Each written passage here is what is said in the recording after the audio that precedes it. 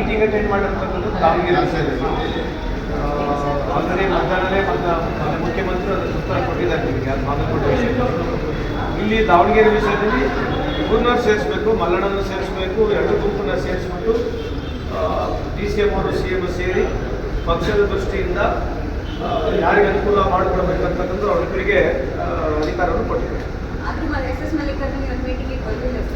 ಗೊತ್ತಿಲ್ಲ.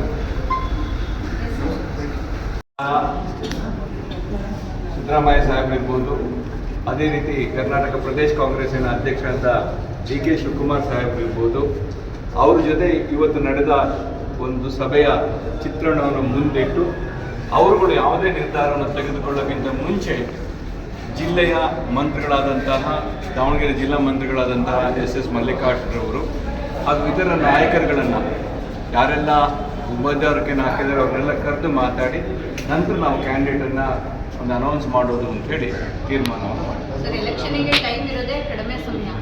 ಇಲ್ಲಿವರೆಗೂ ಹೇಳಿದ್ರೆ ಪ್ರಚಾರ ಹೆಂಗಾಗುತ್ತೆ? ಪ್ರಚಾರ ನಡೀತಾ ಇದೆ. ನಾವು ನಿನ್ನೆನೂ ಹೋಗಿದ್ವಿ. ಪ್ರಚಾರ ಕಾಂಗ್ರೆಸ್ ಪಕ್ಷ ಕಾರ್ಯಕರ್ತರು ಮಾಡ್ತಾ ಇರೋದು ಬೇರೆ, ಅಭ್ಯರ್ಥಿ ಮಾಡೋದು ಬೇರೆ. ಅಭ್ಯರ್ಥಿಯನ್ನು ನಾವು ಮಾಡ್ತೀವಿ ಹೊರತು ಚುನಾವಣೆಯನ್ನು ಯಾವಾಗಲೂ ಮಾಡೋದು ಪಕ್ಷದ ಕಾರ್ಯಕರ್ತರು. ಯಾವುದೇ ನಿರ್ಧಾರ ಇಲ್ಲ ಆಗಿದೆ ಸರ್?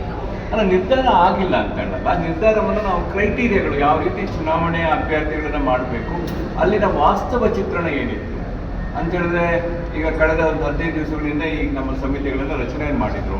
ನಂತರ ಬೇರೆ ಬೇರೆ ನಾಯಕರುಗಳ ಹತ್ರ ನಾನು ಮಾತಾಡಿದ್ದೀನಿ, ಸಮಿತಿಯ ಸದಸ್ಯರುಗಳು ಮಾತಾಡಿದ್ದಾರೆ. ಅದರ ಕೂಲಂಕುಷವಾಗಿ ಎಲ್ಲದನ್ನು ಮಾತಾಡಿದ್ದನ್ನು ನಾವು ಕ್ರೋಢೀಕರಿಸಿ ನಮಗೇನು ಅಲ್ಲಿಂದ ಯಾವ ನಾಯಕರು ಏನೇನೋ ಹೇಳಿದ್ದಾರೆ, ಯಾವ ರೀತಿ ಒಂದು ಚುನಾವಣೆಯನ್ನು ಮಾಡಬೇಕು, ಉಮೇದುವಾರಿಕೆಯನ್ನು ಸಲ್ಲಿಸಬೇಕು ಅನ್ನೋದೆಲ್ಲ ನಮ್ಮ ಹತ್ರ ಮಾತಾಡಿದರೆ ಅದನ್ನೆಲ್ಲದನ್ನು ಕ್ರೋಢೀಕರಿಸಿ ನಾವು ನಮ್ಮ ನಾಯಕರಿಗೆ ನಾವು ವರದಿಯನ್ನು ಇವತ್ತು ಅಥವಾ ನಾಳೆ ನಾವು ಕೊಡ್ತಾ ಇದ್ದೀವಿ. ಅವರು ಆಮೇಲೆ ನಂತರ ವರಿಷ್ಠ ಮಂಡಳಿ ಜೊತೆ ಒಂದು ಚರ್ಚೆಯನ್ನು ಮಾಡಿ ನಿರ್ಧಾರ ತೆಗೆದುಕೊಳ್ತಾರೆ.